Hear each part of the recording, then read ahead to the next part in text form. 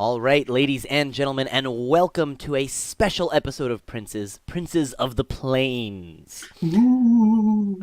We'll start with a round of intros. In the top left, we have Lily, who will be playing one half of the Eldris brothers. It's Theo Eldris. You've probably heard of him. Just one. And in the top right, our friend Lincoln will be reprising the classic character Salik, the Aarakocra from the airplane. All right. So, at the end of Season 4, in the finale of Princes of Isari, Salik had decided that he was ready to go home to the plane of air, and independently, Theo had decided that he wanted to go back to Red Lark to be with his family. And so, Theo consulted with Salik, and Salik said, yes, we will go through this portal, we will go to the city of Sigil, and there we will find you a portal back to Red Lark. He gave you a sheaf of wheat. Yes. That's important. And he was like, don't let go. And I was like, okay. You walked through this Magic. archway, I hate this doorway, while holding this sheaf of wheat, and whoosh, you vanished from the Dwarven Mountain of Fire, and you arrived in the city of Sigil. Let me describe to you... Well, I will pause. I will not quite describe to you the city yet, because you don't arrive exactly in the city. You arrive inside of what looks like a storage room for like a workshop. There are some tools hanging around, some raw materials. In fact, Theo, you recognize this as like the storeroom for a blacksmith shop or a forge. Cool. Is this where I expected to end up? You are not sure. You knew that this portal would lead to Sigil. You weren't sure where in Sigil. I'm like taking stock of this place, and I'm like, see if he has any like really high quality materials or high quality tools. Like I'm judging him, you know. Absolutely, some good quality tools and materials in here. All right, cool. Yeah, I'm like, yeah, this place is pretty cool. I didn't know we were gonna arrive inside, but the place has nice stuff. Excuse me. Anyone here? The door comes open, and the head of a giant ogre leans into the doorway and shouts, Excuse me. "Trouble!" and like pulls his head back out and slams the door shut. I was gonna say I like lean back when he comes in. And you hear a voice in essence, "What is it, coal chewer? Not again? If you can fit in the tool room, you just gotta crouch." And you hear, "No, outsiders." He goes, "Not again." And you hear, and you open the door and you see a dwarf. And he says, "All right, come on, out to the front of shop." I quickly move out and I bow. I'm Yeah, sorry, I sir. go after, and I'm like, hey, you have some really nice stuff. And I like name something in like specific. I'm like, oh, I really like your, I don't know, like your adamantine tongs or something. I don't know, something really cool. He says, you a smith? Yeah. Oh, excellent. Don't ask for my guild letter. And he says, well, still, front of shop with you. Right. I'm going to get out there, and he says, portals have been opening left and right back here. You can never predict where they're going to come, and I just wish it would open in the front of shop rather than back in the tool shed. Nice. Maybe you put a sign. That actually might be a good idea. I can... and he says, Tarholt! And you see another dwarf coming out. And he says, "What, Grandpa?" And he says, "Make a note that we want to make a sign for the tool shed for when these primes come arriving in here." Primes. Mm-hmm. Are you I saying think that in Salik's- character? Yeah, I am. And he says, "Oh, prime material plane." I'm from the airplane. A planer. Mm-hmm. We're coming from the material plane, though. I see. Or Where a from? portal I haven't used before, so... Where from, just in case more folks come out of the tool shed. Mountain of Fire in a place called Azamar, in a place called Isari. I'm not sure the exact name of the plane we're from. One of the material planes. Haven't heard of that one. It's not bad. I don't think anybody else will come through. I wouldn't worry about it. It's all right. Well, is there anything I can help you with before you head on out? I look at Theoden.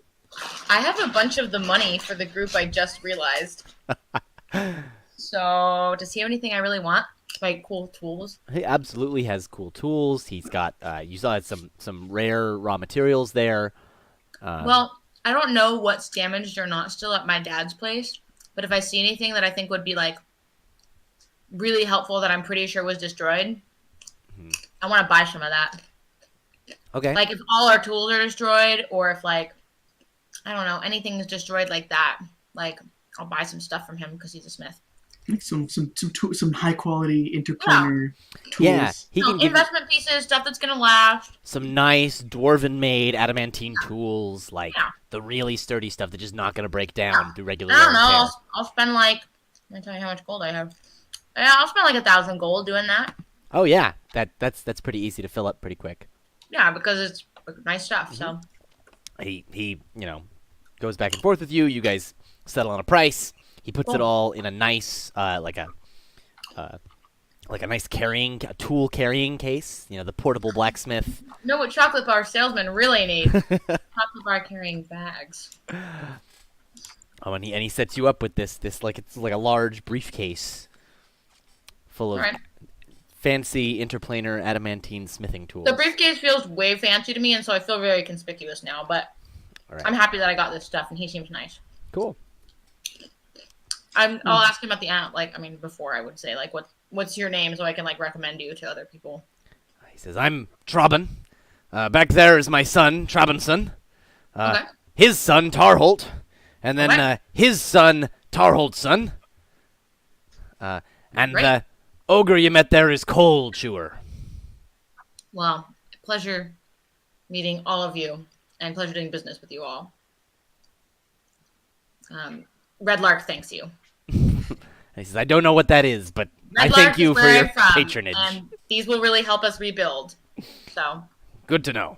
It's a yeah, lovely little town. it is. It is. Human town, you know. So you know.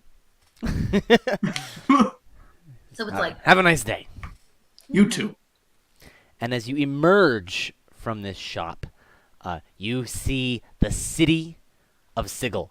So the first thing that's striking from where you are is that there is city around you, but then as you look down a street, it looks like it sort of curves up, like in Inception. Remember when they like fold the city in half, yeah, and like there's buildings there and buildings over there? It's like that. The entire city is inside of this curve that you're inside of. like Doctor Strange. And that curve, as you look up, you can see the city immediately across from you, but this curve is actually a torus that wraps all the way around. Like a donut where you carved the inside out, or like a car tire. Yes? I see this. I'm very wigged out, Mm-hmm. and would like to immediately hurl. Gonna pat Theoden on the back and be like, yeah. It's very in character for me. I feel like I do. That's what usually happens. So yeah. You should get some vertigo real quick, looking around, like which way's oh, up. Shit, oh shit! I'm like, why you gotta always take me to this weird magic place? Can't you take me to a normal town? I am trying. All right. All right. Listen, it just happens to everybody. All the primes I bring through here, this happens. It doesn't matter if I tell them or not. So The word prime again. I don't know what that means. it means you're from the prime material plane. All right. I'm from the airplane. He's from somewhere else. As we're walking to wherever I get some Sleek's leading, I want to ask Sleek about what the airplane is like, because I've never really asked. So before that, No, it's fine. Salik, when you look around and try and get your bearings and try and figure out where you are in the city, you very quickly realize from the quality of the buildings around you and the various nearby monuments to different powers, that you're in an area called the Ladies' Ward. And this doesn't just mean like a ward for women. This is referring to the Lady of Pain, the leader of Sigil, who rules with an iron fist, you might say. Like, you don't want to cross this lady. You also know that in this particular ward, the various forces of law operate, and you have to be on your best behavior. This can be a dangerous place. Especially for me from the plane of air, which is chaotic. Yeah. So let's leave right now. I'm good with leaving. What is the shortest way out of this place? Shortest You distance between 2 points is a line. So you look around quickly and you think that you could head from here. The shortest, place to get to would be head towards the market ward. But you could also head sort of the long way in the other direction towards the lower ward, by the foundry district. So your choice, left or right, really. I would take us to the market ward because I know that's like pretty neutral, right? Mm-hmm. Yeah, Okay, and cool. it's a very neutral place. There's the Great Bazaar where everyone buys and sells things from all over the plains. Yeah. Considering I have an uninitiated in tow, I'm gonna go there. All right. So you start to head that way, and you come across this this large courtyard with a big monument in the middle, and you see two groups of armored individuals sort of going on different streets through this square and passing each other. And you can see that there's like a tension here. The two different groups are clearly at odds with each other. One group in particular is like marching in like a very particular formation, very clean and orderly.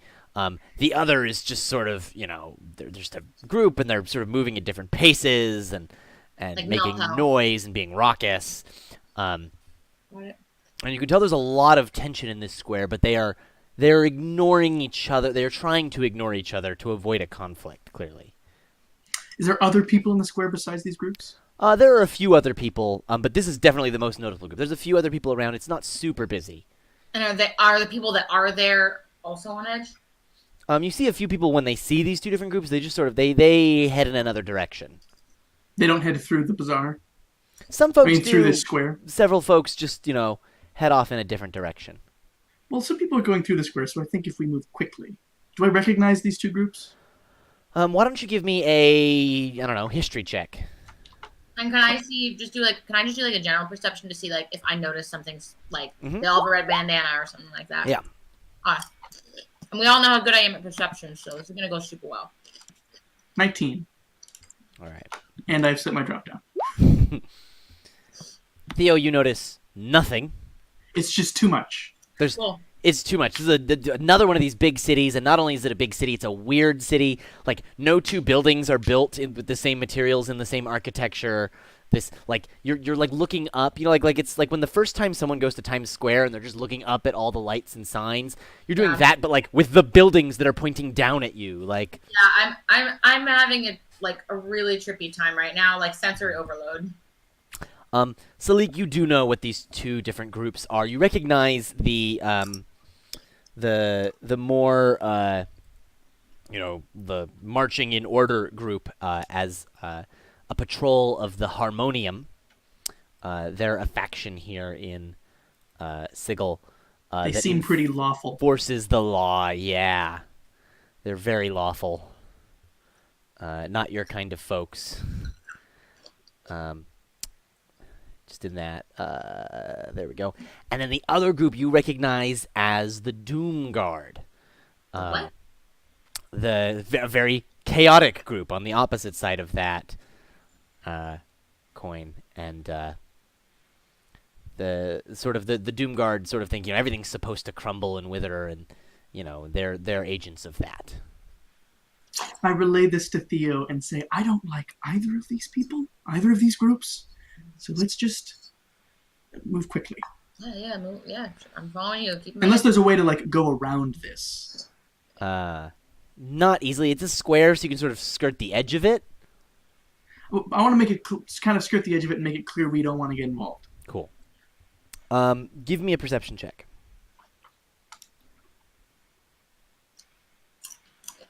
Not me, right? You already did yours. Cool, amazing. Sleek, you notice just out of the corner of your eye, and then you look and you focus, and with your eagle eye vision, I think he's a hawk. with your hawk-like vision, you notice there are a few people scurrying about on the rooftops around this square, taking position in different spots, moving around. They don't appear to be either Doomguard or Harmonium. I don't recognize them. That's even worse. Until you see a fireball whooshes up between the two groups. And almost immediately, you see that both groups turn towards the other and think that the other one Threw a cast fireball. it. Right. And then, weapons come out, swords and shields, and, it's turning chaotic very quickly. Back it up. The Doomguard look excited. The Harmonium look angry. Whoa, okay, hang on. There's only 2 of us. Yeah. I'm like, back it up. And this fight is I'm clearly... assuming now there's now a battle in this square. Absolutely. Yeah, I don't want to. Shit. Let's go that other way. He said there were 2 ways. One went through the market, one went through something else. I don't want to go back through the ladies' ward. Ladies are nice. Like, I'm going to be totally honest. This is not as bad as that. Is there a way that we can wade through without... I can fly. You can. I could fly over it, but you can't. I'm not sure I could carry it. I How? can turn into crows, remember? Right. That I was. don't know if I told you that. But Have I seen that? I think you have. You have. Okay.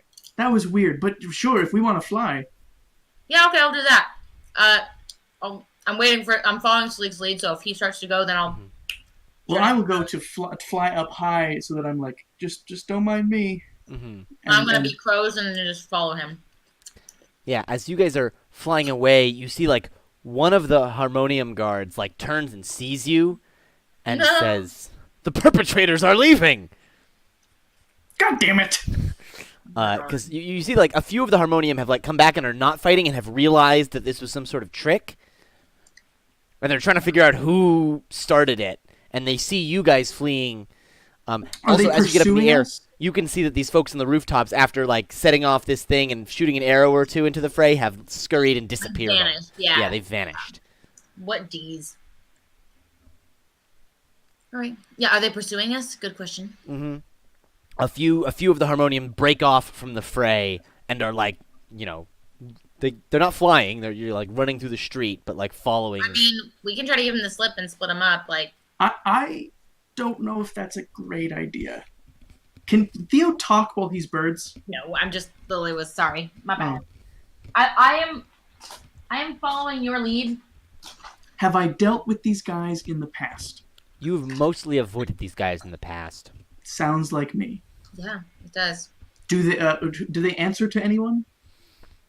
So yeah, why don't you give me another history check to see if you understand the political structure of Sigil.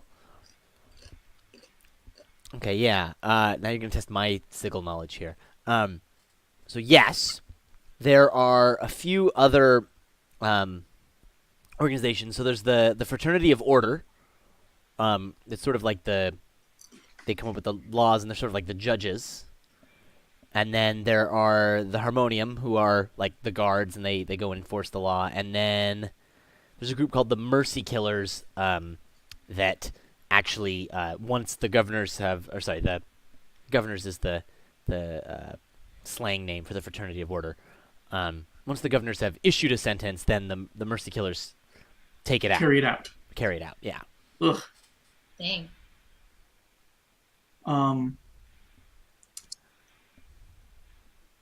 Are you Well, like trying to see if you know where their HQ is and go there? I'm trying to think if I should land and try to talk it out.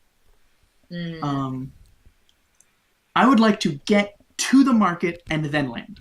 Okay. Are you And trying allow to them lose to them, catch or me. just Nope. trying to get somewhere I'm where just it's more busy? flying to the market it is largely neutral and very busy, Okay. and then landing and allowing them to talk to me. All right. So, Like I'm just taking too long to pull over. right. So, you see that as the Harmonium are like running through the street to chase you, people are clearing out of the way. They do not want to get involved. Mm-hmm. I would like to alight on the top of some kind of stall or stand or cart at the market, but not turn back into view yet and remain crows. And they immediately run up and They run up to you and they say, You have incited violence between the Doomsguard and the Harmonium. That is a crime in the laws of Sigil, as dictated by, Edict 7, subsection 14. These guys suck. I'm just passing through. I didn't do that. That wasn't me. And they say, how do they say this? I am a monk of the Order of the Nine Winds. We pass through all the time. Are you questioning an assertion of the Harmonium? Yes. I'm simply giving my perspective. Save it for the judge. Yeah, they're such assholes. And they accost you and they say, your accomplice, where is he? Where's who? I haven't done anything. I don't have an accomplice, by definition. Are you questioning an assertion of the Harmonium? No. And they say, you fled with a flock of birds. I'm not far away, to clarify. I look around. It's Is there a busy flock of here, birds? Theo. They're. I, in all honesty, do not know where that flock of birds is. There are other birds around, Theo, so you are. Oh, awesome. Blending. And they say. Feel free to cast Zone of Truth. I don't know where that flock of birds is. And you see, like, one of them is, like, considering it, and they say, we'll take him to the Fraternity of Order. They'll sort this out. Ugh. And they grab your arms. You're like, I just want to go home. Do these guys look like I could take them? Just so I know. There's just, like, 2 of them. So probably. I mean, I am level 12. Yeah. Aren't we level 13? No. No, we're level 12. Well, might be. I got hyped. Level 12. And you think you could take him. Especially if That Theo would jumps in. Cause all kinds of problems, because then I really will have committed a crime. And you really are in a busy area of the city, too. There's people around, and a lot of the stuff I do causes explosions. If you did something, Theo would jump in, but... I'm not going to. No, I'm going to hope Theo can figure something out. Okay. He's wily. So I'm going to go with them. Okay. Unhappily, All right. because I don't want to resist, and then I will have actually committed a crime. So they're gonna take you to. They said where they were taking him. They said who they were taking you to. I'm trying to find where the. They're just taking you to where the courts are. I can't find the name of the building. Oh, there it is, the city court. Which is here in the ladies' ward. Shit. So they start taking you back towards the ladies' ward. Where I didn't want to be. She sounds not great.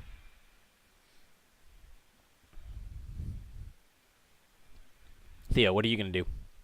So, who did they said, we'll take him to blah, they'll sort it out. Who We'll was take blah? him to the Fraternity of Order. Okay, so when they're like pretty far, what I'd like to do is dip into an alley, be a person again, go to the market, look at some stuff like I'm gonna buy it, and then make small talk with someone and be like, what's that place? The Guild of Fraternity or whatever? So you start talking to someone. He says, you're a clueless, ain't you, Burke? Yeah, I've never been here. A prime just visiting. Yes. Yeah, the governors, they run things over in the city court over back in the ladies' ward. And he sort of gestures in that direction. Oh. I'm supposed to meet someone there. He says, best be careful. Why? They think I'm clueless already. I might as well play into it. He says, hardheads are strict guards. They'll get you for anything getting out of line. Never disagree with them. Avoid them if you can. Okay.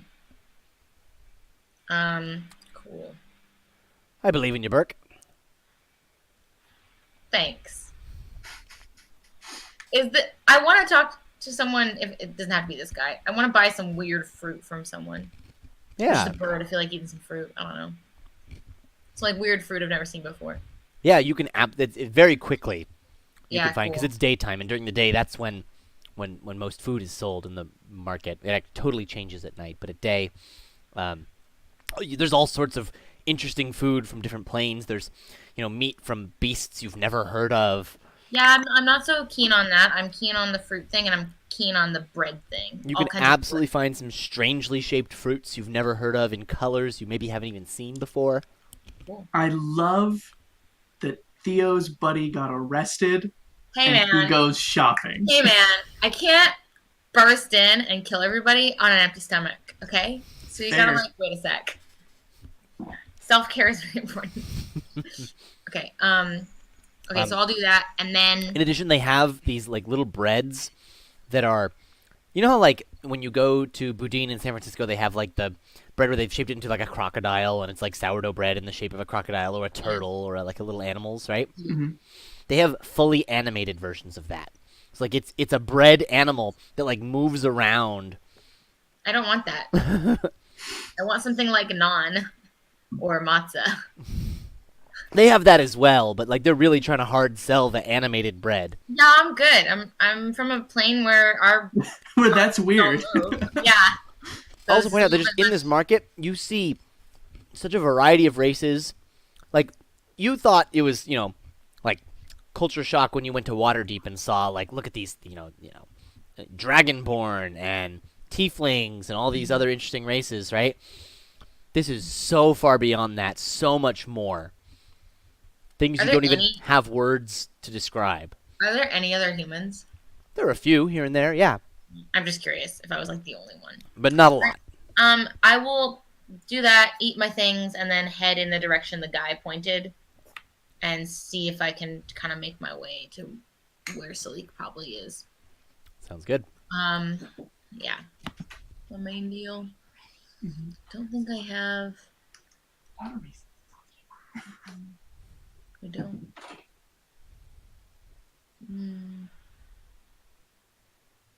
Yeah. Okay. Am I getting fingerprinted?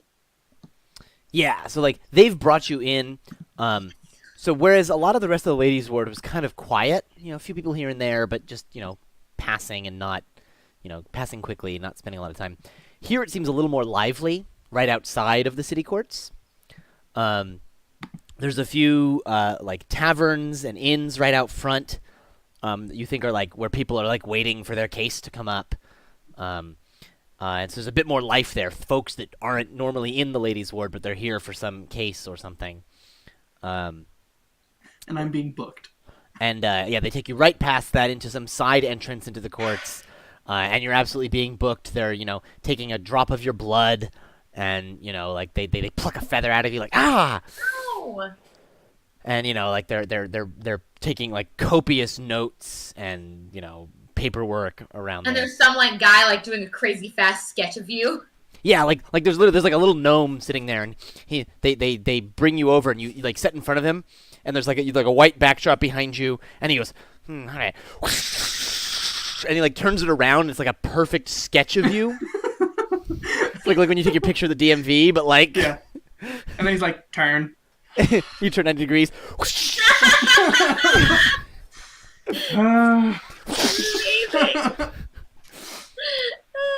And then Got the harmonium little, guards take you script over. Thing of runes. And they bring you over to like this line of cells where there's a whole bunch of different people waiting. Again, just all sorts of races that you don't even recognize from all over the plains. And they open the cell and they shove you in. Yeah. Oh yeah, you're manacled. Ah. And they shove you in and they say, the governors will see you soon. Any idea how soon? And they say, ask him. And you see, like over at the end, there's a Modron. What's a Mojon? Holding a very, very long scroll with the top side has this like wrapper, it's got the stick that it's wrapped around, but the bottom side is just sort of trailing off into the distance. Shit. And he's like rolling, and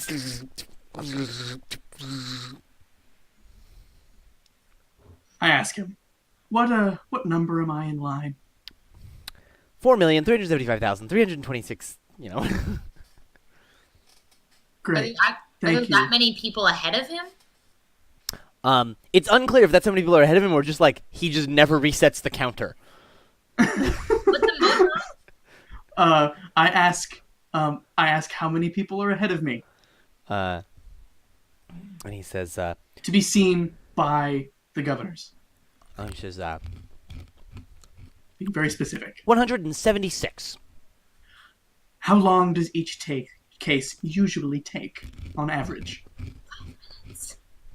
Only a few minutes. Yeah. Oh, estimated time till my turn? How are 2 you? to 3 hours. Oh, that's not nearly as bad as I thought. Very Thank efficient you. justice system here. That's what worries me. What is a Modron, Jake? A Modron is they're geometric shapes and they're kind of robot looking. Okay. They've got like big eyes. Is it okay if I Google one? Yeah, you can Google Modron. Yeah, Okay, I didn't know if it was like a thing and I wasn't supposed to Google it. We met some in the tomb. you did indeed. Yeah, viewers, I encourage you Oh, the Modrons that were doing the cute flappy work to for the Google cheek. Modron because there's a lot of really great Modron art out there. And if you just Google images that, they're super cool. Yeah, they're little dudes. They've got like eyes in weird places. They're little like geometric robot things. How do you spell Modron? Apparently I spelled it wrong. Modron. And there are different like the Modron hierarchy is based on like the number of like sides you have. OMG, they're so cute. Yes, they are indeed quite cute. They're adorable. Okay. I feel good about this. They got little wings. Yeah. Alright, cool. Sweet. Amazing. So Theo, you wander about a bit through the ladies' ward. You realize it's a very quiet side of the city, and eventually, you have to ask for directions a few times. And folks quickly give you a quick direction and then go on their way. Yeah. You eventually find yourself at a few different inns and taverns that are in front of this large, imposing courthouse building. Okay. I was wondering when we were going to get to our court episode. I don't want to make it worse. You know what I mean? Princes, the legal drama. It feels like it. I don't want to make it worse. CSI Waterdeep. Yeah, Gonna have the I legal don't- drama episode, then the musical episode. Musical. That's what the other two are. No, I don't want. I want to be in the A musical. musical drama and puppets. Yes, he has to have puppets. Yeah, I don't want to make his case worse by showing up. Mm-hmm. That's my only conflict right now. Right. But I also want to know where he is. But if, like, I'm near a tavern and I ask somebody and they point and they're like, yeah, it's that building, Mm-hmm. and I know that's where they were taking him, and I was told that they're very orderly, Mm-hmm. I'm going to assume he's there. That's a reasonable assumption. So I guess I'll go into one of the taverns and ask somebody, be like, so what's their deal over there? Do they, like, torture people? Oh, no, nothing like that, Burke. Oh. Okay, what is this thing people keep calling me? Is it like Sheila? Yeah, sort of. Annoying. It's there's some slang that is unique to Sigil. All right. So, yeah, I'll say, yeah, I think I've got a friend in there. There was a fight that broke out near us, and I guess they're trying to book him for it. What do you think his odds are? Just depends what the Addle Cove did. What the fuck is an Addle Cove? You could tell from context, perhaps, that it means someone who did something stupid. I mean, I can tell this guy. I'll be like, yeah, we were near the market and these two groups were being all tense around each other. And then some third group threw a fireball and got everybody to fight. And I guess they thought it was him, but I was with him the whole time. It wasn't him. Got caught in the middle of a fight that the Revolutionary League set up. Happens to all of us. Revolutionary League. Yeah, the anarchists. Are they the kind of people that would throw a fireball and then like scatter over rooftops? Sounds a lot like them. Okay, well, you lived here how long? He's my whole life. How old is he? Hard to tell. He's arbitrarily. This guy's a tiefling. So That's fine. Okay. if you were to Nice. judge him like in human terms, he looks in his 30s, maybe. All right, that's fine. And I'll be like, yeah. You think it's better? You don't think I should go like testify or anything, right? Says, oh, they're going to be looking for witnesses for sure.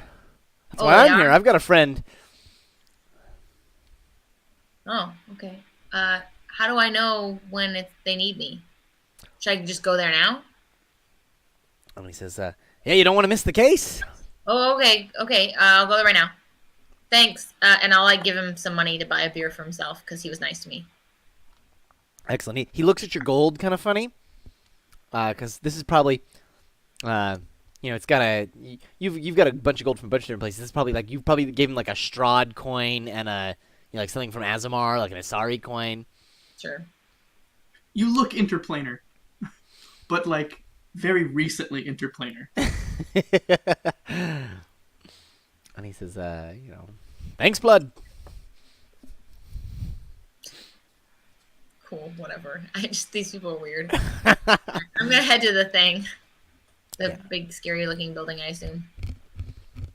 So like you see some people come over to this Modron and talk to him for a minute, and he like rolls up a whole bunch of the scroll, and then like crosses out a bunch of things, and then like Really reorders everything really quickly.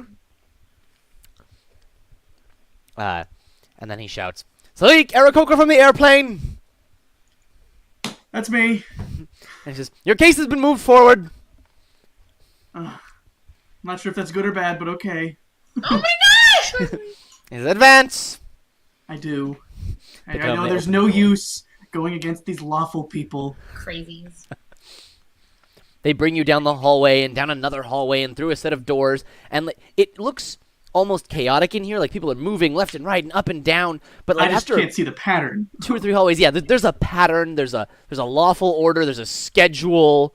Like this is the most obnoxious kind of organized law. So, for the record, if anybody tries to detect Salik's alignment, he is lawful good. He's just from a chaotic plane, and he's probably on the chaotic side of lawful. His definition of lawful is a little more broad. As a little broader. He's airplane lawful. So, Salik, they take you down the hallway, through this other hallway, through these doors, eventually into a courtroom. Mhm. You see there's a gentleman with a very long beard, like a short, stubby fellow, big, stubby nose, long beard, mustache that hangs down the sides, sitting in a tall chair at the top of this room. And he's got a few people on either side of him. One of them hands him a scroll with the details of your case. And he brings you in, and there's a chair right in the front in the middle that the guard sits you down in. Oh my gosh. And he says, Thump. "Are you Salik, Aarakocra of the airplane?" Yes, I am Salik, an Aarakocra from the airplane, monk of the 9 winds. "You here stand accused of 7 counts of disagreeing with assertions of the Harmonium, inciting violence among the Doomguard and the Harmonium, and various other misdemeanor counts. How do you plea?" For the counts of disagreeing with the Harmonium, I was clarifying, I was confused. Guilty or not guilty? Not guilty. And on the charge of inciting, also not guilty. Indeed. Do you bring any witnesses? I have a companion traveling with me. His name is Theoden Eldris. He saw the whole thing with me. I don't know where he is.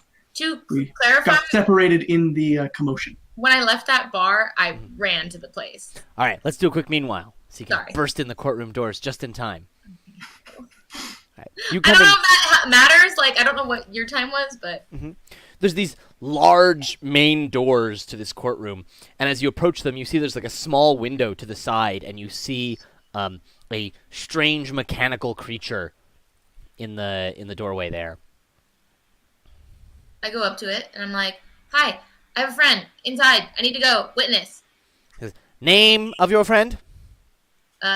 Salik, Race of your friend?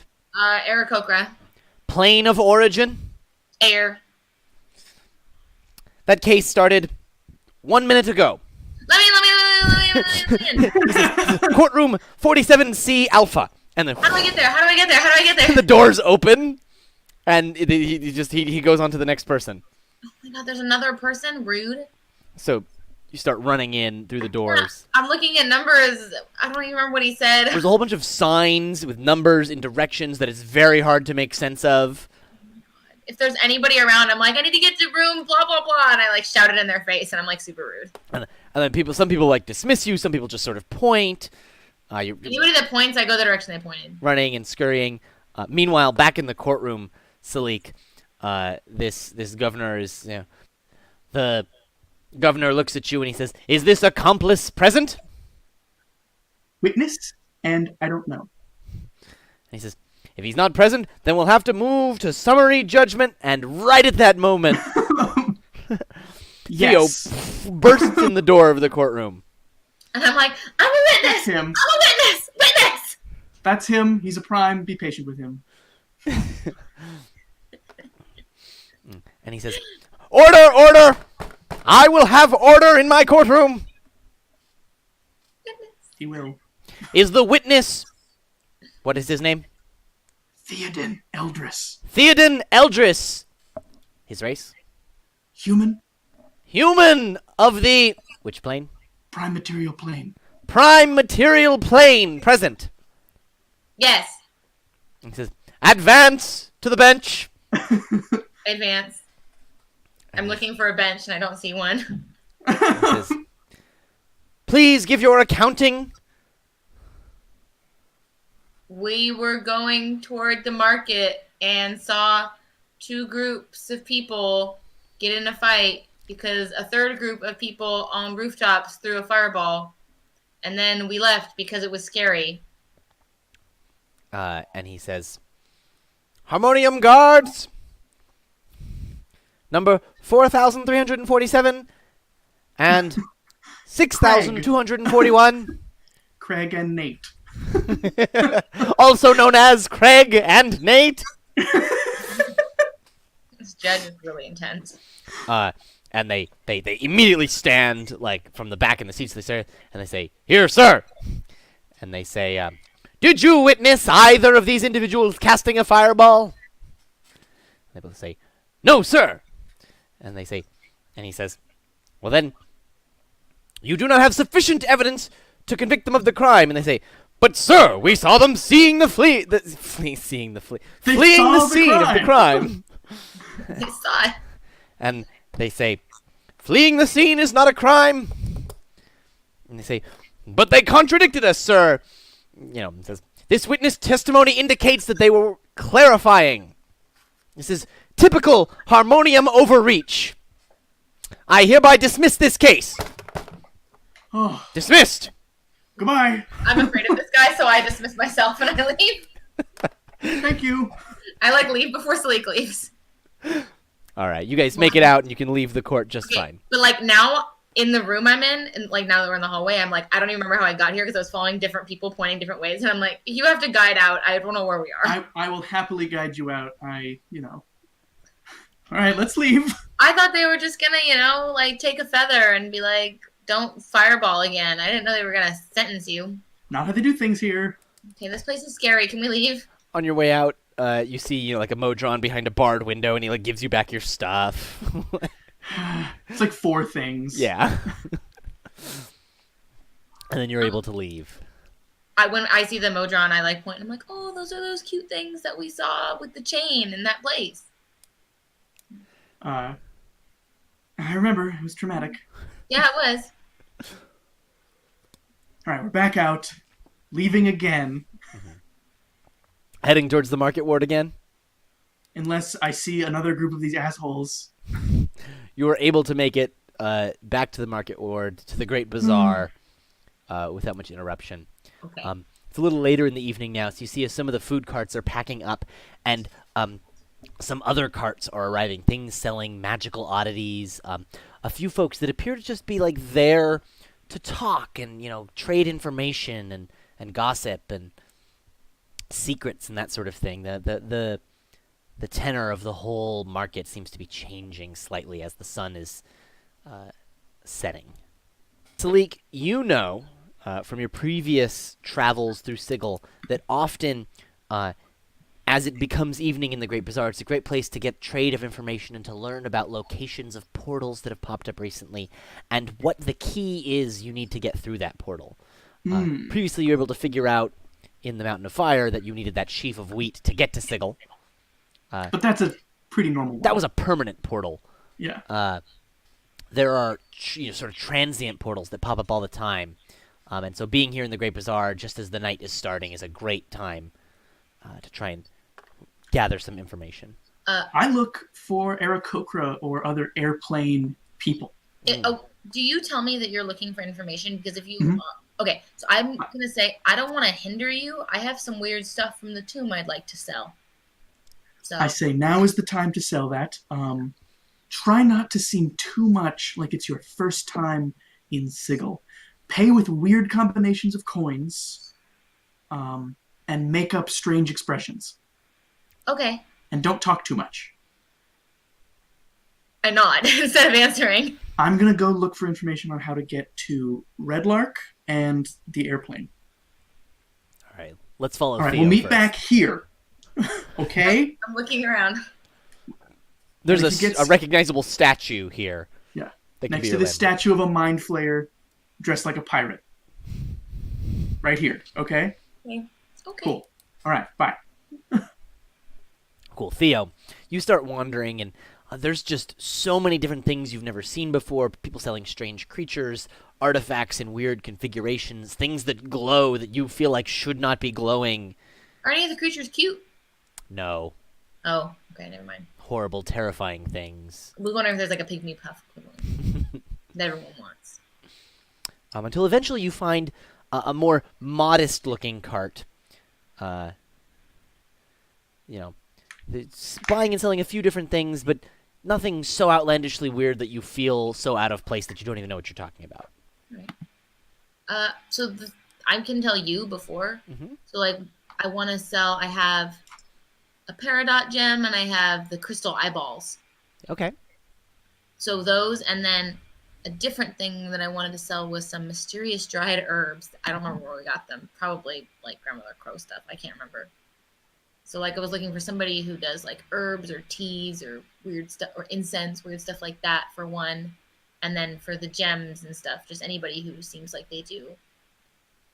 I don't know. Yeah, like carpets, fabrics, gems. Okay. I don't know. So you find a place like that as you approach. I mean, it might be. I'm saying it might be two different places, so it's okay. Hey, Cutter, looking to sell or looking to buy? Maybe both. He says, I have many fine wares I can share with you. I nod and I'll let him show me stuff. And he describes a few fantastical items. Okay. He says, a lamp from far Cyramus, and who knows what it contains inside. Don't open that. Do not open that. He says, a collection of ancient scrolls from the lost library of Felonia. That's not a real place. Made that up just now. Mystical tablets of ancient magics retrieved from the deepest of the 9 circles. That's probably real. He says, Nothing from the 8th circle. specifically the 8th circle. No. Very well. I want to show him what I have to sell, so I'll like reach out and I'll start with the crystal eyeballs. So I have blue and purple crystal eyeballs. All right, and he says, and from whence have these came? A dreadful, cursed place, the Tomb of Annihilation. Which one? The one. Because you see, I have these, and he pulls out, like, almost the same ones, from the plane of Toril, and these from Oerth, and he pulls another one, and these from the plane of Ravnica. Prime material plane? No, that's Yes, these are all prime material planes. Oh, Theo doesn't understand. And he says, you're an outsider, aren't you? No. These are from a Sararak. I have not previously heard of the plane of a Sararak. Well, it is most dreadful, and I do not wish it upon anyone to visit. He says, these items are not cursed, are they? No, they are not. I was there recently removing curses. Said Pobby. Why don't you give me, like, a deception roll? Yeah, it's like Theo is so out of his league right now, man. But I do want to sell these, and they are real, and they're not cursed, so deception. Okay. Yeah. He's not totally convinced, but he says, You can test them. Like, I'm holding them and I'm touching them. They're not cursed. he looks at you and he says, do you prefer the divine method of curse removal, as Felonius said in his third treatise, or do you prefer the arcane removal, as Sir... I am bad at names. Jake is bad at names, but Sir so-and-so... Sir Carrick. Sir Carrick created in his famous tome. Usually I hire it out. I just get the stuff and other people take the curses off. I have a couple monks and clerics. He gives you a close eyeball and he says, Fine. I can give you a reasonable price for these, and we'll look it up later and do the accounting offline, but he gives you a good price for these. Oh, okay. Strange coins. If I feel like I'm not getting a bad deal, then I'll also probably sell the Peridot gem to him. Okay, cool. And then I'll ask if he knows anyone who trades in herbs and incense in the market that he likes the quality of their wares. I do. And he pulls out like a little container and he unlatches it and opens it and sets it on its side, like so it's like open that way, and you see this various herbs and things hanging inside of it. I'm going to say, I need some herbs identified. He slams it up, sets it down, and pulls out a scroll, and he says, I can do that for a fee. And yes, here's that spell. I don't need to keep them. I want to sell them, but I'd like to know what they are before they leave my possession. I don't know if that changes your arrangement. What are these herbs from? I don't know. It says mysterious dried herbs. Count 1. We can look those up later. Herbs, yes. Make something up. I don't remember what episode she got these in or from where. I said I probably Doesn't matter. the crow's house. So it's something she would have, I guess. He looks at them and he says, I'm sure they're just, this looks like some cheap, worthless stuff. I'll take it off you for a few copper. No, I'll wait. Thanks. And I keep it. And then I'm like, but thanks for showing me all your stuff. Bye. So that the gems that you sold him, the coins he gives you, like as Lincoln said, all variety of coins from a variety of different places. Okay, cool. Strange coins with, scripts that you don't recognize and images of people that you don't recognize. Okay. Got it. Cool. All right. Meanwhile, Salik, Excellent. I'm looking for anyone airplane-y. That's right. You're looking for some Aarakocra. So you wander for a bit until you do see a group of Aarakocra, sort of resting around a fountain. They're, scooping up some water from the fountain and just chilling. Yep. Relaxing. They seem like they're traveling through Sigil. Hail! What do they look like? Do they just look like travelers, traders, or Yeah, they just look merchants? like travelers. They're probably passing through Sigil. Okay. I look very monkish. And I introduce myself. I'm Salik, a monk of the Order of the Nine Winds, and I'm trying to get home. And they Are there any We're of the Order of the Third Wind. Hey, Cool. we haven't been my order hasn't been back for quite a while because we were all killed by gargoyles, except for me. That does explain it. Our condolences. It was a long time. It's been a while. Let's see.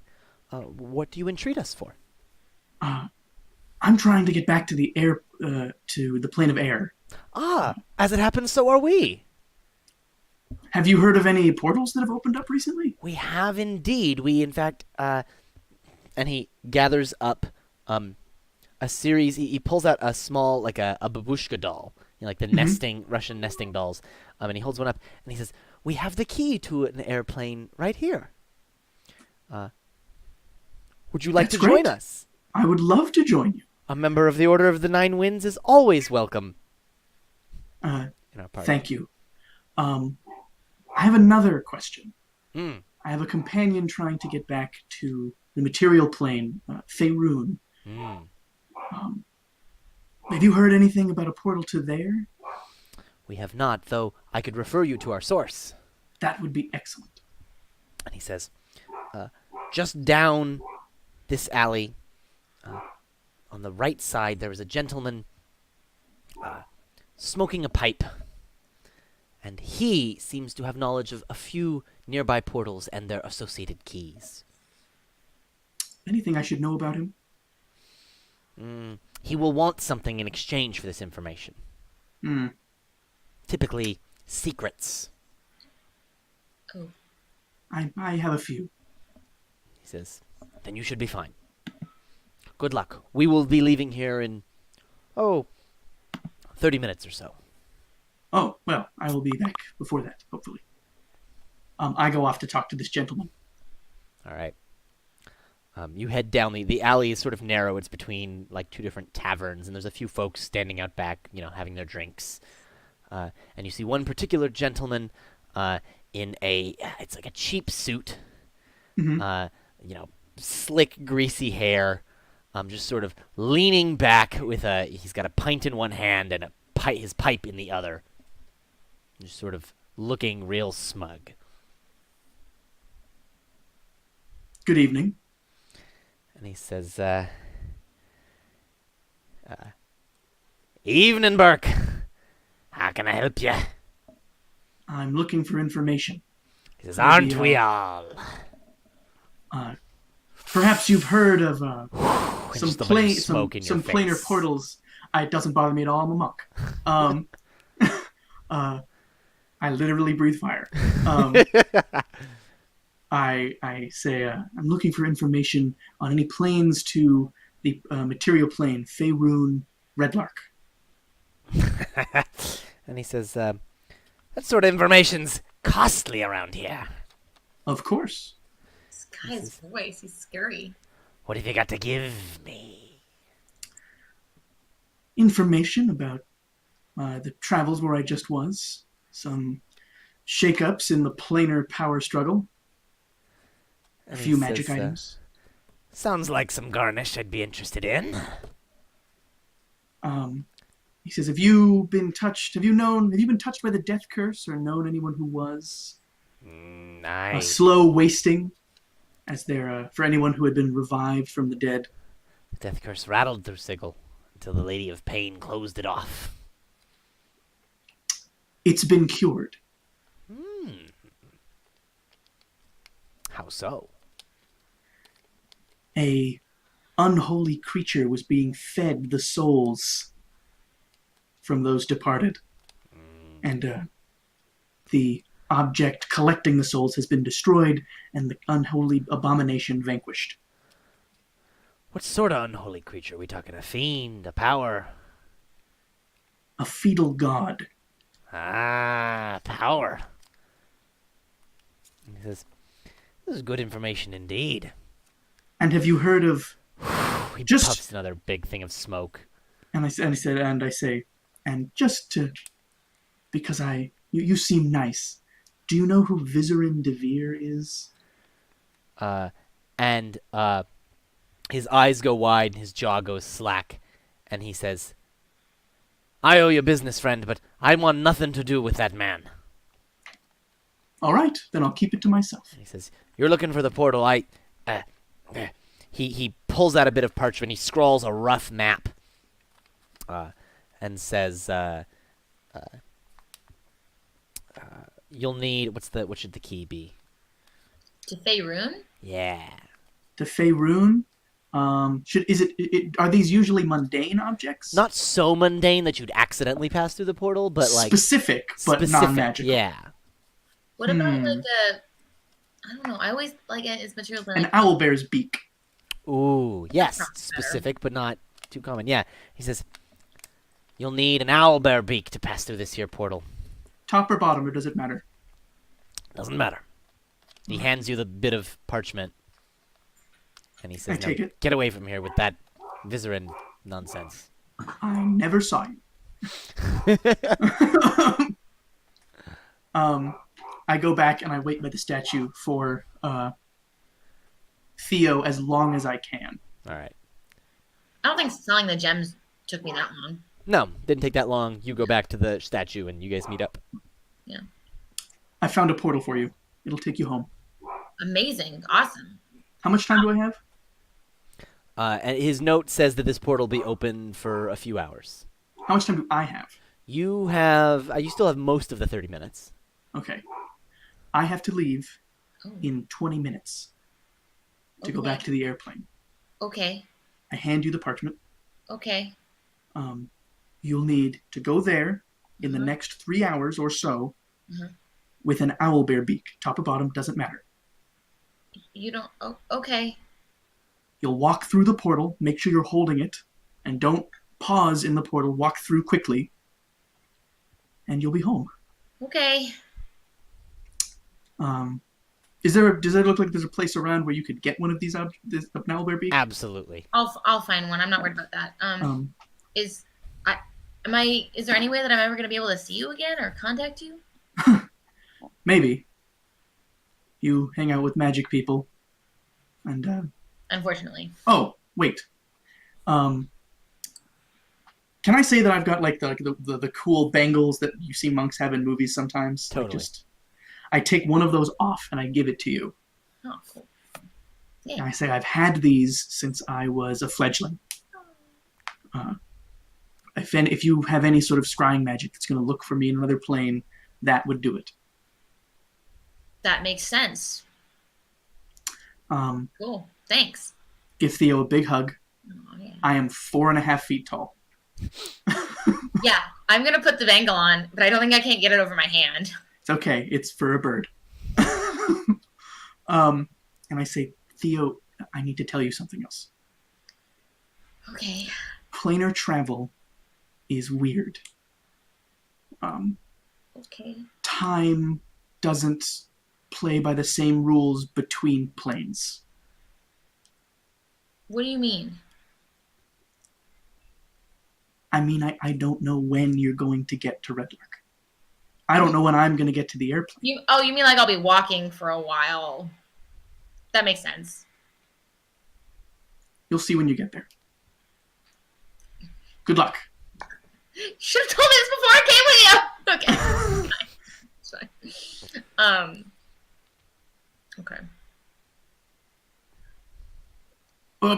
If you get back before you left, don't talk to yourself. Goodbye. That doesn't make any sense to Theo, so he's not going to worry about it. All right. So Theo, you go through the market. You're able to find. Wait, is Salik leaving? Yeah, Salik's leaving. I'm leaving. Fine. Yeah, I know. I just didn't know if he was Goodbye. doing this thing. Theo, you wander through the market and you're able to find an owlbear beak. I was going to go back to that same guy and be like, I'll give you these herbs if you give me an owlbear beak. And he says, "Deal!" Sweet, thanks. Trades you very quickly. Gives you the owlbear beak.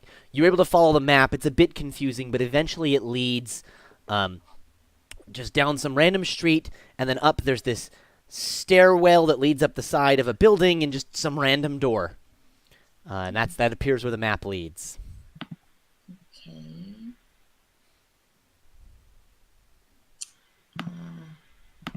I've got my owlbear beak. Mm-hmm.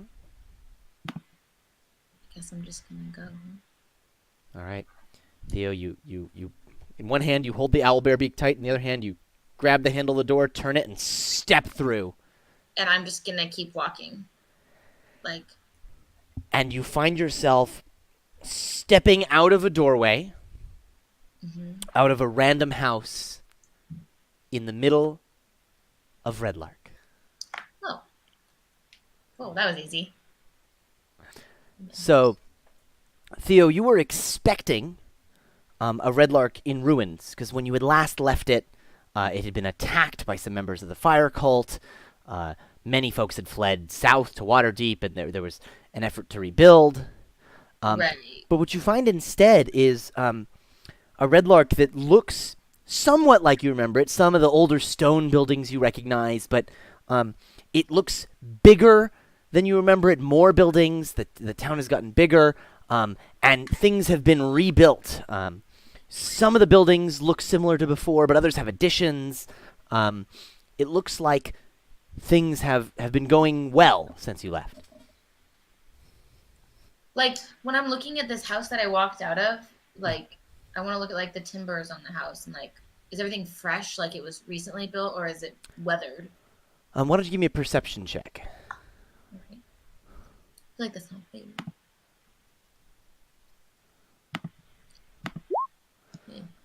So on this particular house, it looks fresher than some others, but still fairly old. Like not brand new lumber. Okay. That concerns me. Yeah. I look behind me, and I'm sure I just see house. Yeah. Yeah. Because I've got my hand on the door still. Mm-hmm. Is there anybody in the house? No, it's empty right now. Okay, I'm gonna shut the door Mm-hmm. and go outside. All right. There's the normal hustle and bustle. You're here in midday. And you see some caravans passing through. And I have that thing. funky briefcase with all the tools still. Yes, you do. So I'm gonna just kind of stay to the sides and see if there's anyone I recognize. Not right away. You wait for a little bit, and you just, But the thing about Red Lark is it's always been a caravan town. Lots of people passing through, caravan shops that restocking point. So you don't recognize anyone, but that doesn't seem necessarily out of place that you wouldn't. Okay. I feel like I'm just gonna wait a while until I see anybody I recognize, because now that I've seen the house and how much stuff has been rebuilt, I don't know how much time has passed. Mm-hmm. I want to stay to the sides of the action and really look for anybody I know, because I don't. Now that I've seen the state that the houses are in, and this particular house, like it's not brand new. Mm-hmm. I'm not comfortable. I don't know how much time has Sure. passed. So I want to wait to see anybody that I recognize. Looking at the house a little more closely, you think maybe it'd been a couple of years, but not, just a few. Okay. Because you're just looking at the age of the wood and what's been built. But no one you recognize. You think maybe if you went to like somewhere you knew, right? Well, so you said there's caravans. I thought, am I not like in a market or something? The Red Lark is along the long road, and so it's just sort of there's one main road, and town is all around that one main road. Okay, so the caravans are going up and down. Yeah. You know that just like a block or two up from here is your family shop. I don't want to go there. Okay. I want to just. Can I go the other direction on the road? Yeah, you can go south. If you head south a bit instead, you know that the old church is there, the old stone church. Okay, I'll head that way. And you head that way, and when you see the church, you recognize the building. It survived those fires. Okay.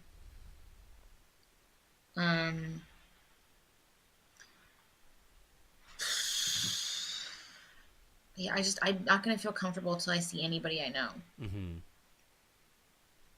So, like, is there anybody who tended to the church or somebody that I might recognize there outside? So outside, you don't see anyone. You do. You know that out back there's a cemetery, and you might recognize the old gravekeeper. Gravedigger Jim. Okay, I will go around the back, but not like into the cemetery, just like. Um, and you do not see Gravedigger Jim. You see a much younger man there, Okay. uh, digging a grave, Like how young? groundskeeping. Maybe in 12? his 20s. Oh, that's not young. It's like my age. Gravekeeper Jim was like in his 70s. I've never seen this kid before. You don't recognize this kid. Okay. I'll be like, hello there. He says, "Hey, can I help you? Looking for a grave? I know all the names. I can point them out to you." No, I'm traveling through here, but I was looking for someone. He used to tend this grave, I was told. His name was Jim. Oh, old Jim. Yeah, old Jim. Whew, he's been dead 10 years. It's been a while since you've been through. Yeah, it has. Okay. Is he here?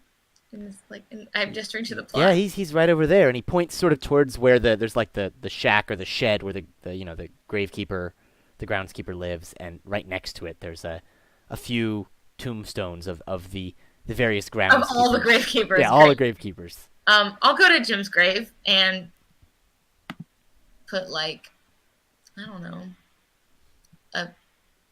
something down. Something. You like this guy. They said he'd been dead 10 years, which is kind of scary. I have a map with an X on it. I'll put that down. Okay. Then I'm gonna go back to him after I've like been there a little while, and I'm like trying not to freak out. And then I go back to the guy, and I'm like, "Is there anybody else in this grave? There's another family that I was supposed to liaise with. I don't know what Theo would know that word, but like I was supposed to give a message to a family, the Eldris family." He says, "Oh, the Eldris family. You mean the Smiths just down the road?" Yes, the Smiths. He says, "Yeah. I mean they've got a family plot out here. I think it's right over there." I go that way. You recognize some of the tombstones of your grandparents or great grandparents that have always been there. There is one new tombstone you recognize, and it's Grandma Stormbanger.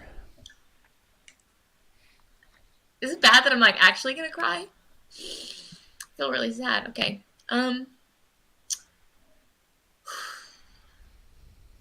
I haven't really did her.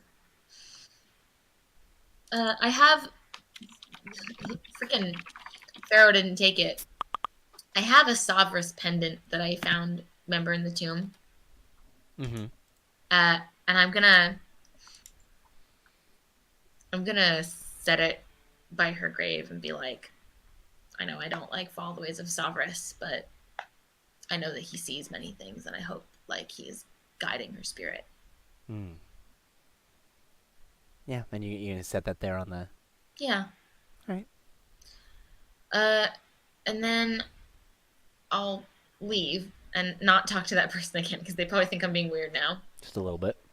And then I'm gonna go to my family. All right, so you head back up the street, and you see the sign hanging out front. The old sign. It looks a little worse for wear, but it says Eldris and Sons, and then there's a little plyboard nailed to the bottom of it that says "and Sons." Okay. And as you head in the front door, you see there's a little boy, and he hops up on what must be a stool or a chair behind the counter, and he says, "Welcome to Eldris and Sons. How may I help you?" I'm look. Is there stuff like behind him for sale? Yeah, there's a few different things behind him for sale. You see that the to... place, while the layout looks familiar, it looks like it's been rebuilt. Okay. Since you were last here. I'm gonna look for something really really basic, like simple, like a hammer, like a very simple hammer. Yeah. For like Just- leather work. And you point to it on the wall. Yeah, I'll be like, what about that there? Yes, let me get that for you, sir. And he runs over and he grabs a little step ladder and he almost trips over himself. And he like slides it over and like climbs up the ladder and he like, can just almost reach it and then he like jumps and plucks it off. And then he, While his back is to me, I'm gonna say, what did you say your name was? oh, my name? I'm Theo.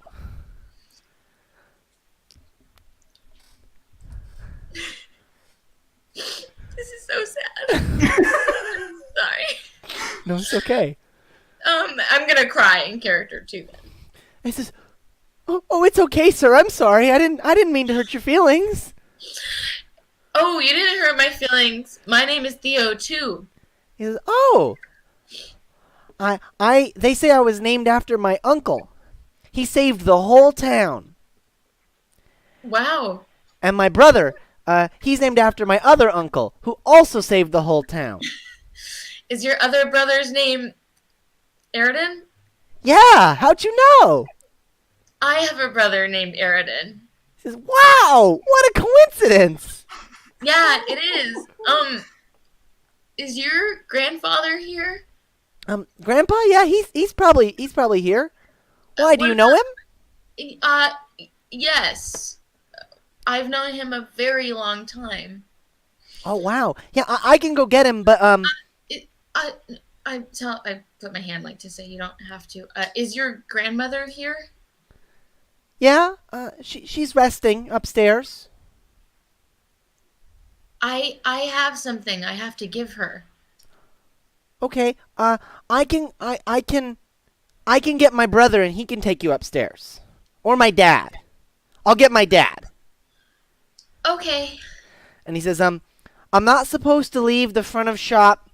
Do you promise not to steal anything? I say cross my heart. Like, I promise not to. Theo's honor. Theo's honor. Oh no, sweet. And he making me cry. He runs to the back door, and you hear him shout, "Dad!" And he says, "Just a minute, Theo." You know, and Oh my god! Like we'd never heard Amos's voice like before it changed. And he comes out. I'm sorry, sir. My son can be a bit, and then he locks eyes with you, and he says, "Theo." I just nod, like I can't talk. And it takes you a second, but it's very clearly it's Amos. Yeah. He's a grown man. He's got scruff and a bit of a beard growing. Yeah. Of course. Yeah. I'm gonna drop the case of stuff I brought. Yeah. Clatters to the ground. Go hug him and stuff. And he comes around the counter and he hugs you. He says, "Oh my God, Dad!" Tantor! And you hear him like, "Oh, what is it? I'm busy back here." Is he still working? And he says, "Dad, I told you to lay off the work. Come here." And he's grumbling and he's coming through, and then he steps to the door and he goes, "What is it? Theo." I'm just not. My boy, and he puts his arms out. Yeah. And he's got a little cane that he's holding and he just drops it. Oh. And you come over and you give him a hug, and it's a good long hug. And I ask him how Mom is. And he says, "Oh, your mom will be fine. She'll want to see you. We should go upstairs." And he says, "Where's that damn cane of mine?" I get it for him. It's he's crafted it himself. It's made of iron, and it's got probably super badass looking. Yeah. And he starts, hobbling back, and starts making his way up the stairs very slowly. I'm gonna ask Amos, like I assume Amos and I are walking behind our dad, and I'll be like, how long has it been? How old are you? And he says, "Don't you know?" I don't know anything. I've been it's hard to explain. The place we traveled to wasn't like nobody in my town understands planar travel, right? Now, Yeah, I'm like, do they even know the word Faerun? yeah, that's like the name of the continent they're on. Okay, I'm gonna say it was not in Faerun, and time passes differently there. And I don't. What do you? Time passes differently. Why do you think I look so young? And he looks and he goes, I frankly, it didn't even phase me. This is just what I remember you looking like. It's because it hasn't been that long for me. It's been a couple months for me. He says, oh my God, then. He says, I should warn you before you see Mom. She's not doing well. When the kid said that, I was like expecting it. So Yeah. He says, Dad's in denial. He thinks she's going to bounce back, but okay.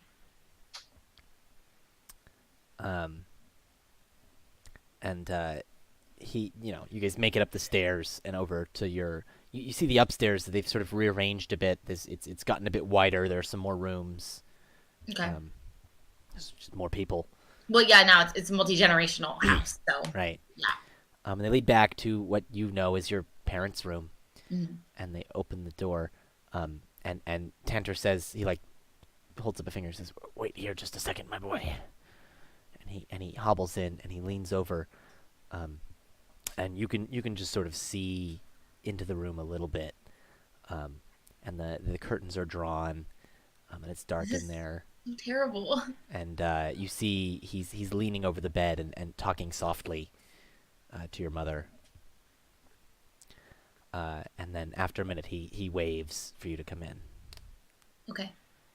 and you come in, and he gestures. And you see your mom turns and sees your face, and this huge smile comes over her face. Yeah. And she says, "My boy, come closer." I go like hug. Go in, big hug, big long hug, lots of kisses. Yeah. And she says, "I'm so happy that you've made it. I'm so happy that you're alive. It's been so long." And then she says. And then she says, "It's been so long. Why haven't you come and seen your mother?" And then she starts coughing. I'll tell her slowly what I told Amos to, like with my dad there, and I say, the places Aridin and I went were far beyond Faerun. And I point to my face, and I'm like, for me, only a few months have passed, not even a year. You see all of their eyes widen when you explain this. And I say, like, I didn't even know that this was possible.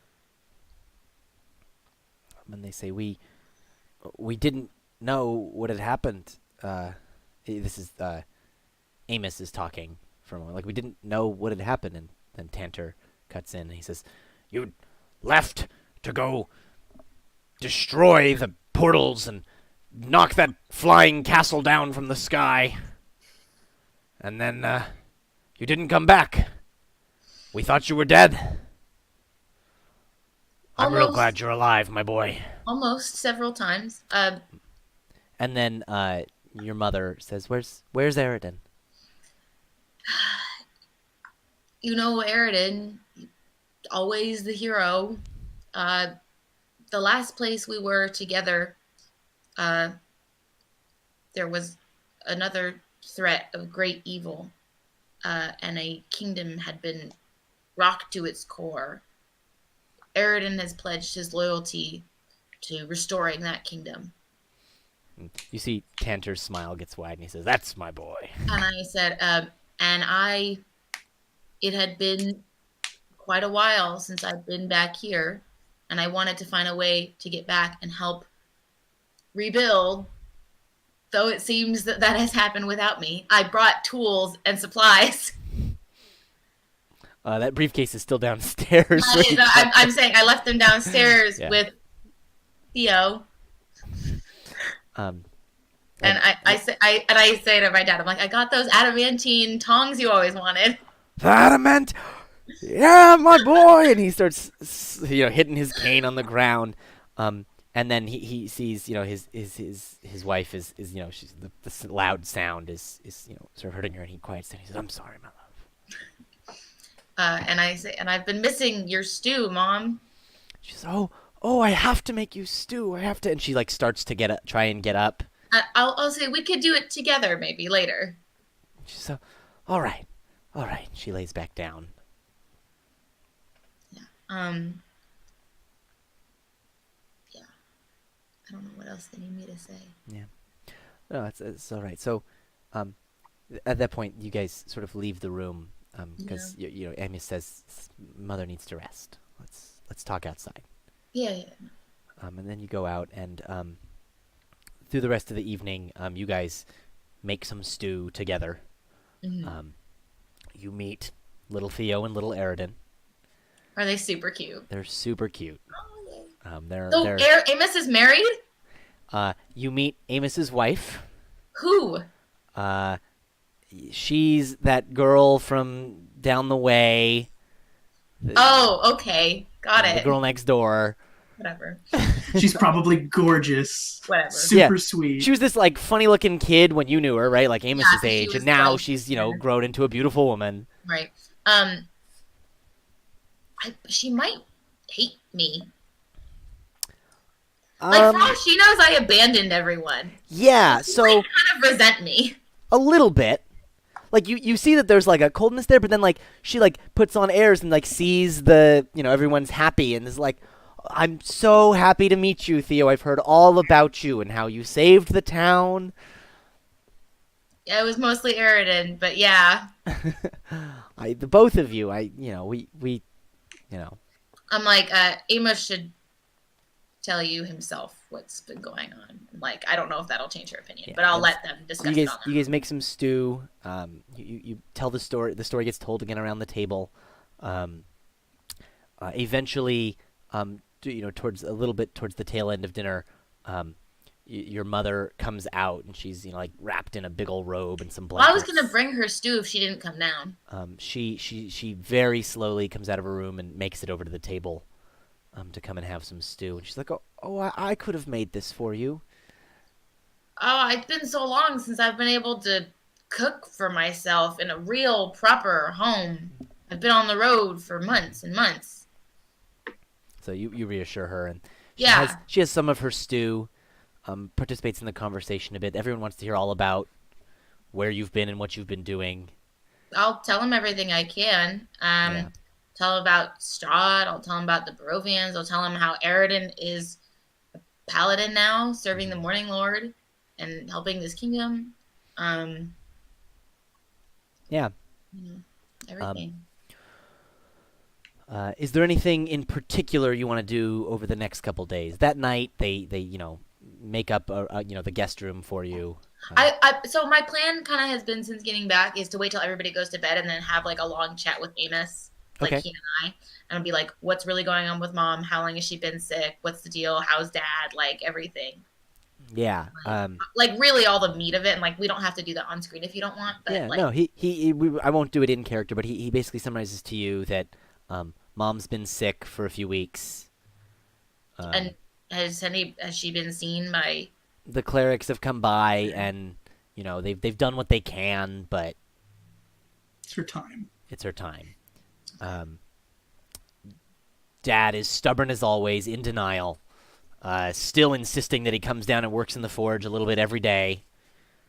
It's probably good for him. Yeah. Keeps his mind. And he fills you in. I don't know. Is there anything else you want to know about? He I tells wanted to you know about how long he I met. was gone. He tells you about how he met his wife, Yeah. Okay, whatever. and he tells you like the biggest news things that he has over the last 20 years are like they just sound so mundane Small and town. boring after hearing your stories. Like he's like, you don't want to hear about this. You were just But I do. I wasn't saving here, and I planes. wanted to come home. as well. Okay, like so and so finally added that addition to the general store All where you can right, awesome. sell his I'm herbs. happy about all these things.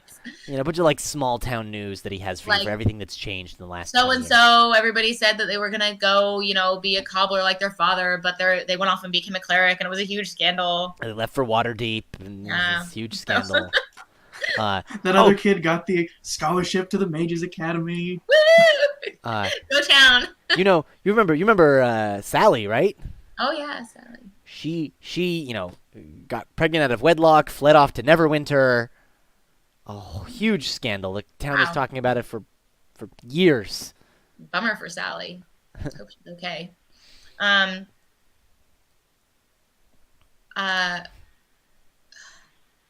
If he really thinks that nothing can be done for Mom, then that's like a bummer. But if he thinks that something can be done, I'll do it.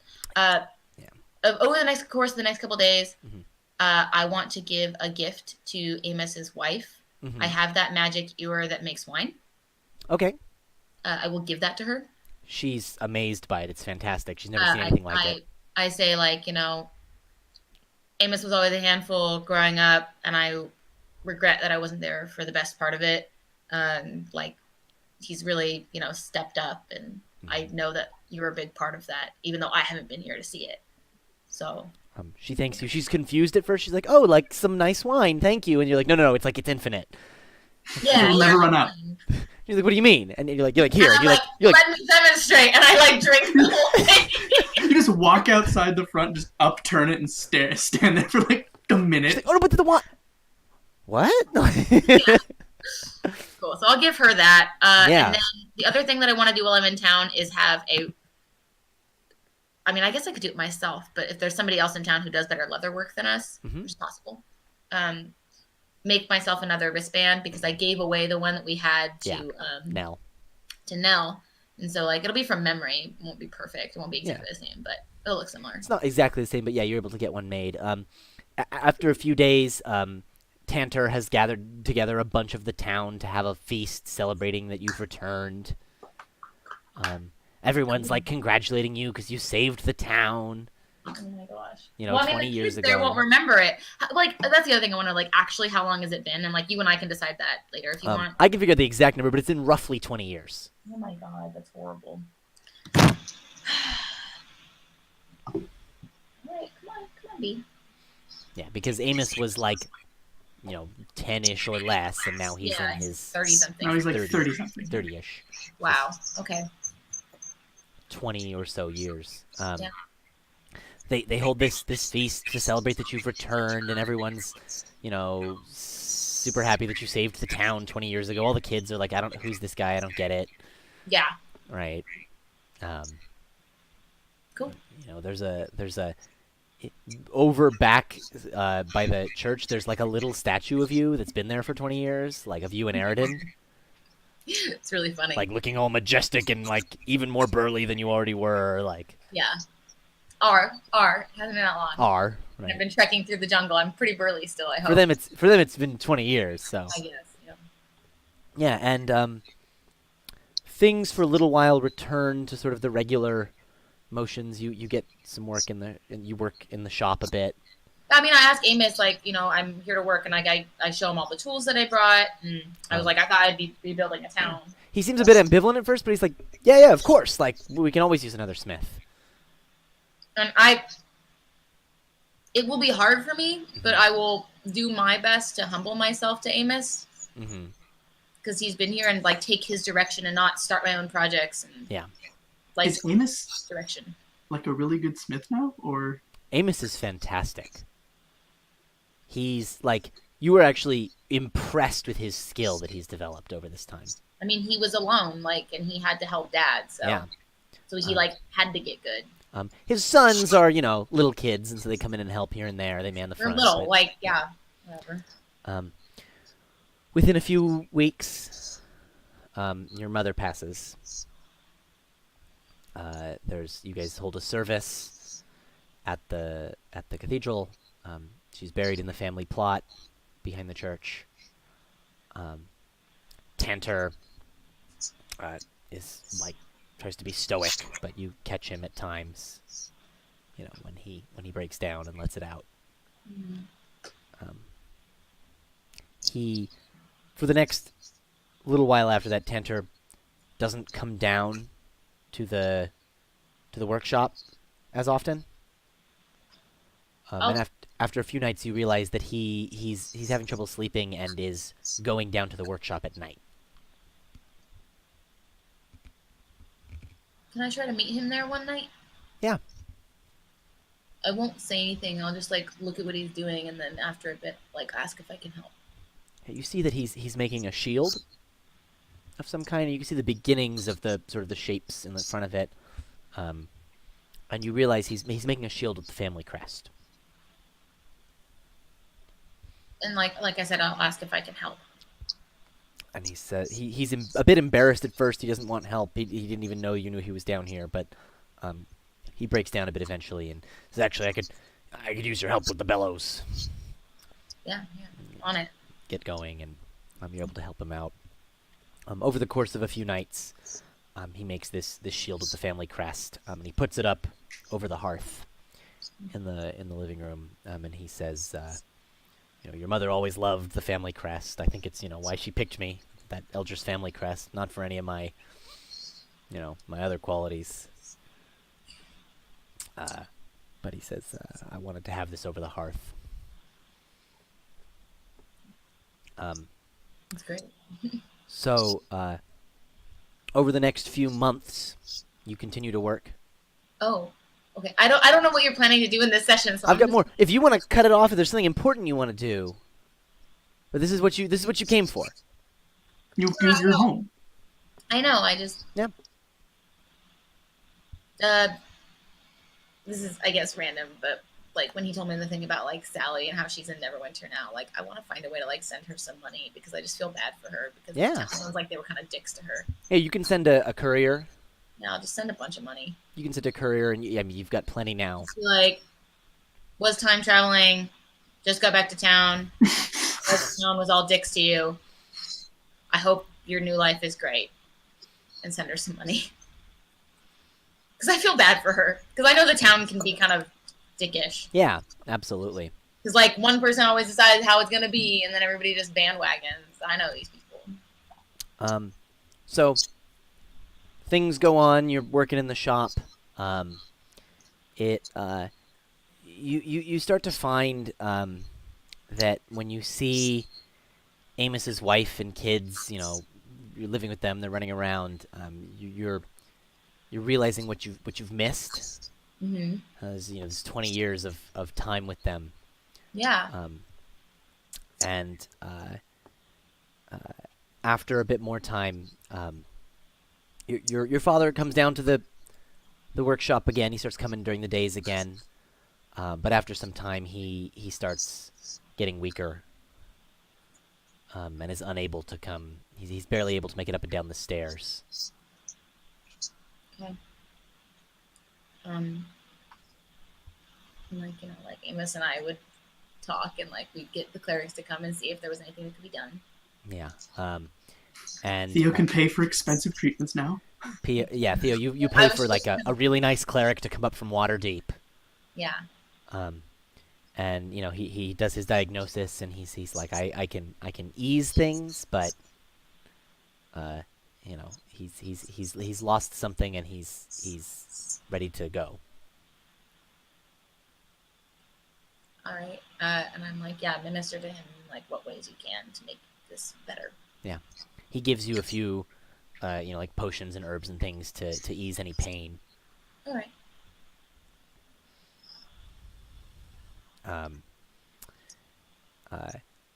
On your father's deathbed, he draws Amos in and talks to him for a bit.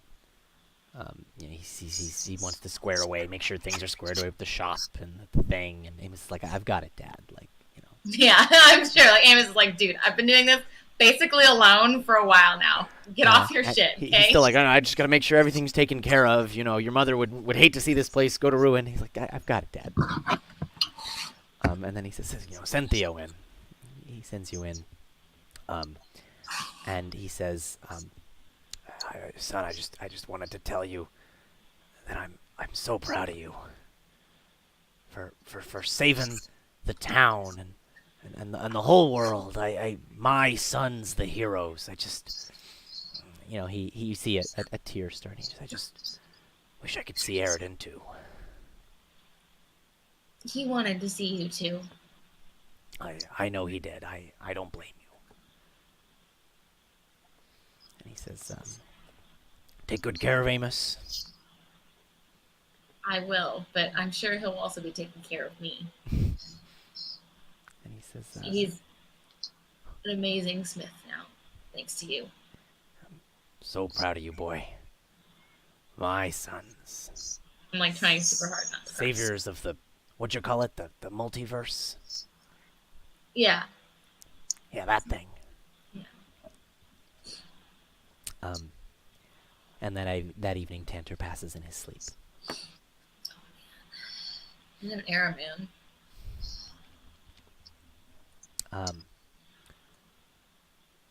A few weeks later, The town better like stop, collaborate, and listen. Like Yeah. for Tanger's funeral, it's better be like a big fucking his deal. his funeral's a really big deal. He's been Yeah. a staple of this community for a very long time, for many years. And yeah, there's a funeral procession. He's buried right next to your mom in the family plot. There's a service. You again put up the coin for, nice things from Waterdeep. Some flowers from far away and things. To make it really nice and beautiful. And it's an amazing service. Cool, awesome. After a few more weeks, one night at the dinner table, Amos and his wife, you guys are almost finished eating, and he sends the kids over to their rooms. And Amos says, Theo, we need to have a talk. And he says, my wife and I have been talking, and we think you need to get a place of your own.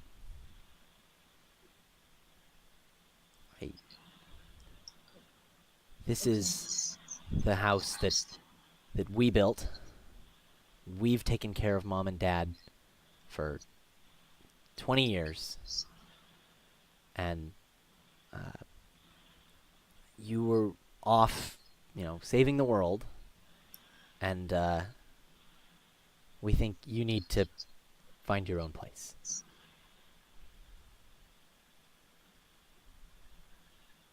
I came back as soon as I could. And you see, Amos starts to say something, and then, his wife looks at him, and then he changes what he's saying. But I understand. And I don't want them to have grief over this. So and he nods. You can tell this is really hard for Amos.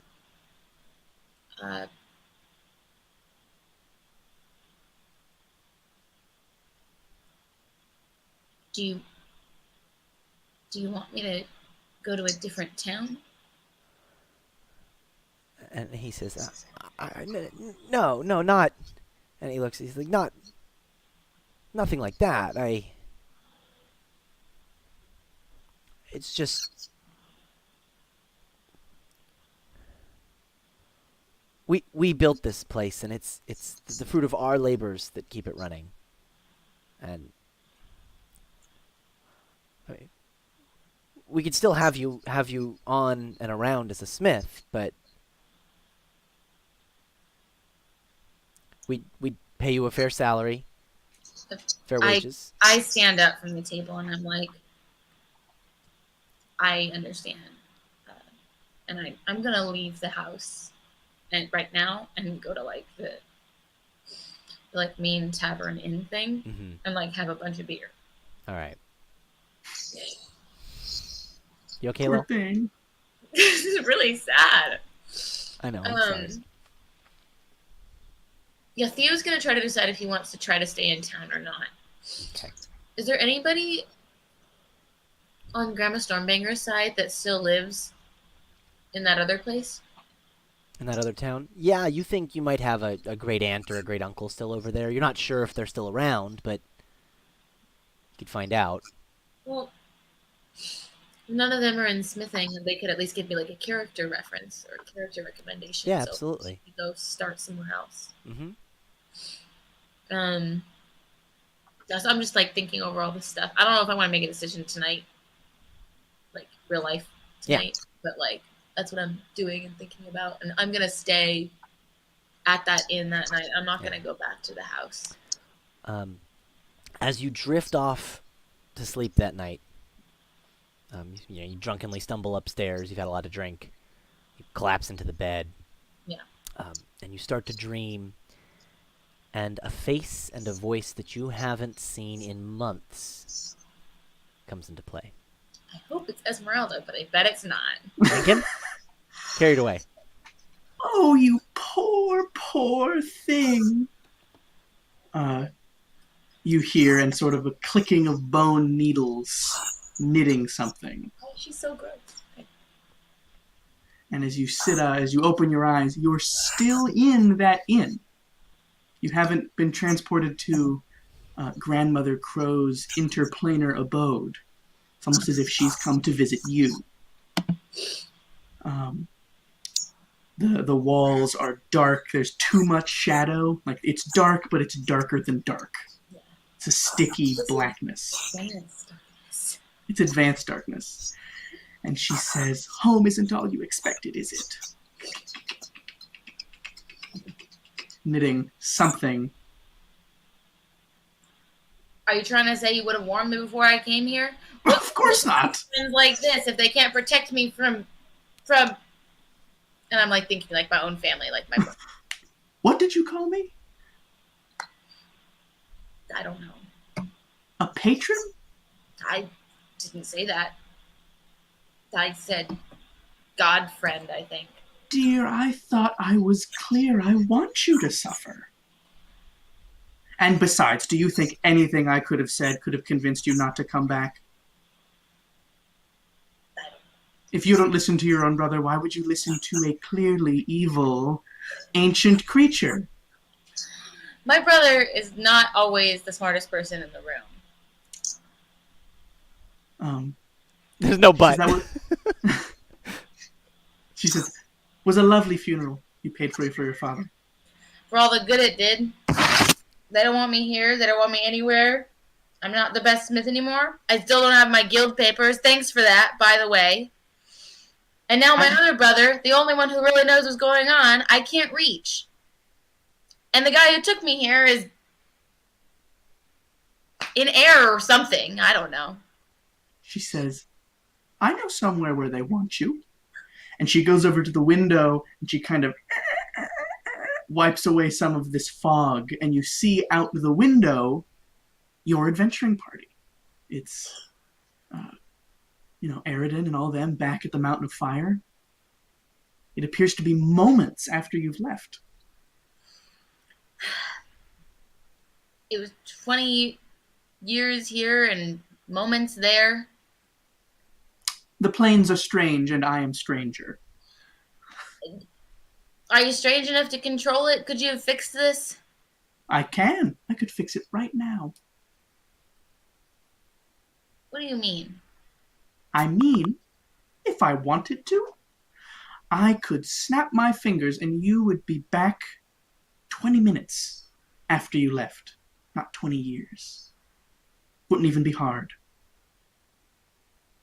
And why don't you? Because I want something from you, of course. You you spend time with a warlock with dark pacts. I do. I think he's a goat right now, from what I recall. He is. I find that very funny. So do I, actually. Would you like that, dear? Would you like your Granny Crow to make all this go away, make it so it never happened? At least not to you. You said you want payment. You said you wanted me to suffer. Haven't I suffered enough? Not even close. Would you like to hear my terms? Don't you have a sister or somebody I could talk to? Yes. She won't help you, though. Oh. Neither will my other sister. Oh, sorry. I didn't mean to bring it up if it's bad blood. It is bad, lots of bad blood. I apologize. Now, would you like to hear my offer? I like look around and I'm like, I'll yeah. leave if you would like to make a new life being a second-rate, unknown smith in a world that doesn't remember you. I'll leave. Or you do one little thing for me. What is this one little thing? I send you back where you came from. Back to your little dragon friend, your brother, snake cleric, and your goat. And you go with them across that bridge, and you wage a glorious and bloody war against the orcs. And then, if you get me that world egg. Oh yeah. Remember that? I do actually. I didn't know where I was supposed to look for it, but I don't have any use for it. I guess it will become clear. Okay. And I give it to you, and then what do I get? A wish. Don't you read stories? They always end in a wish. I will grant you a wish. Okay. I assume you're going to wish to be sent back here, but I'm flexible. I look at her, and she's still knitting.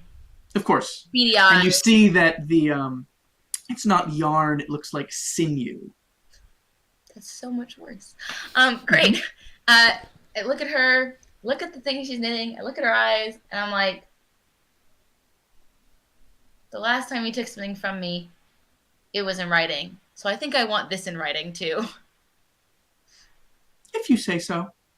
She snaps her fingers, and the thing she is knitting kind of forms into a piece of parchment. One of her needles turns into a quill and writes this whole long contract on it. Amazing.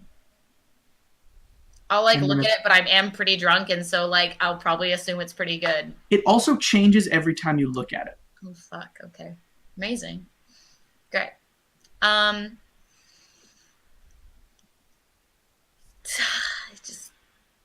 I guess I don't have anything to lose.